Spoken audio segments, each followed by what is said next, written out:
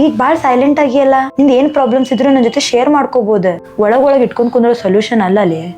ಏನಿಲ್ಲಪ್ಪ, ಅದ job, career, family ಭಾಳ ತ್ರಾಸ ಆಗತೈತಿ.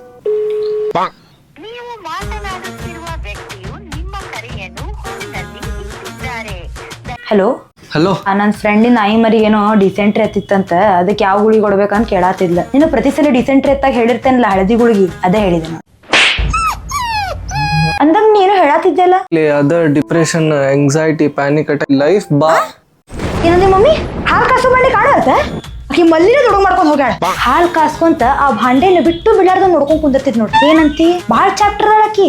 ಹಲೋ, ಹಾ ಹೇಳಿ. ಏನಿಲ್ಲಪ್ಪ, ಲೈಫ್ದಾಗ ಎಷ್ಟು ಪ್ರಾಬ್ಲಮ್ಸ್ ಅದ. ಕೂಲೆ ಜೀವನ ಬಾಳ್ ಕಷ್ಟ ಆಗೈತಿ. ಇವತ್ 2,000 ರೂಪಾಯಿ ಕೊಟ್ಟ ರಿಯಲ್ ಎಕ್ಸ್ಟೆನ್ಷನ್ ಮಾಡಿಸ್ಕೊಂಡ್ ಬಂದೇನಿ. ಮಧ್ಯಾಹ್ನ ಭಾಂಡೆ ತಿಕ್ಬೇಕಾರ ಮುರ್ದ ಹೊಳ್ಯಾಗ ಹುಣ್ಸೆ ಹಣ್ಣು ತೊಡ್ದಂಗ ಆತ್ ನೋಡ್. ಮೊನ್ನೆ ಮಾಲ್ದಾಗ 150 ರೂಪಾಯಿ ಕೊಟ್ಟ ಬ್ರಾಂಡೆಡ್ ಚಪ್ಪಲ್ ತಗೊಂಬಂದೇನಿ. ಮುಂಜಿ ನೋಡಿದ್ರ ಗಾಯ ನಾಯಿ ಎಬ್ಸ್ಕೊಂಡ್ ಹೋಗ್ಬಿಟ್ಟೆ. ಜೀವನ ಬಾಳ್ ಕಷ್ಟ ಆಗೈತ್ಲಪ್ಪ. ನಾನು ಬದುಕಾಕಂಬರ್ಸಾಕತ್ತೀನಿ.